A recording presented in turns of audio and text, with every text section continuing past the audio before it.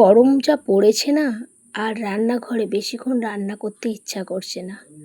তাই একদম খুব সহজেই কিছু কম উপকরণ দিয়ে একদম বানিয়ে ফেলবো টেস্টি টেস্টি মখমল চিকেন।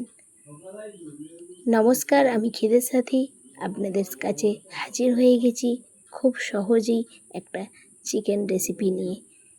দেখুন, এখানে কাজু নিয়েছি, তার সঙ্গে পোস্ত, একটু গুঁড়ো দুধ, টক দই সমস্ত কিছু নিয়ে ভালোভাবে পেস্ট বানিয়ে নিলাম।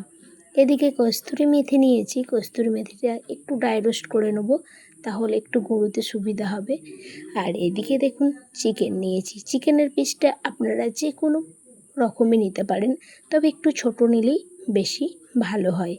এবার ওপর থেকে যেই পেস্টটা করে রেখেছিলাম সমস্ত দিয়ে দিলাম। দেওয়ার পর কস্তুরি মেথিটা বেশ ভালো করে গুঁড়িয়ে দিয়ে দিলাম। তার সঙ্গে একটু দেখতে ভালো লাগবে বলে কাশ্মীরি লঙ্কাও দিলাম 1 চামচ, আর মেল্টেড বাটার দিলাম। দিয়ে বেশ ভালো করে এটা মাখাতে হবে। এটা যত ভালো মাখাবেন তত ভালো এটার টেস্ট বাড়বে।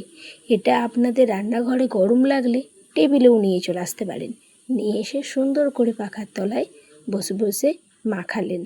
ততক্ষণ এটা মশলাটা বেশ ভালো করে যখন একটা মাংসের ভেতর ঢুকে যাবে, তখন এটা ওপর থেকে নুন দিয়ে দেব।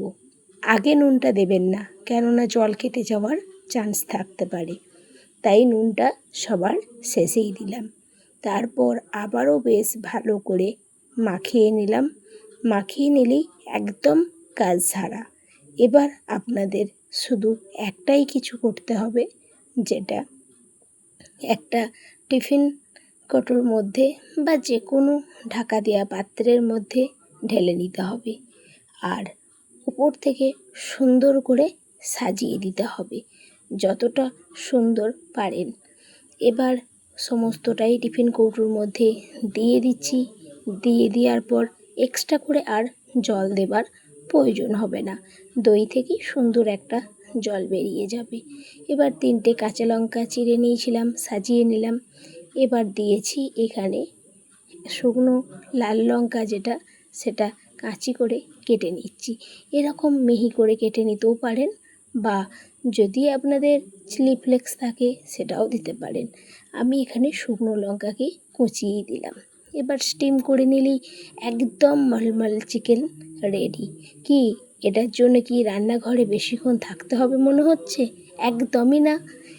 সঙ্গে একটু সাদা ভাত বা রুটি বা পোলাও, যে কোনো কিছুর সঙ্গে দারুণ লাগে।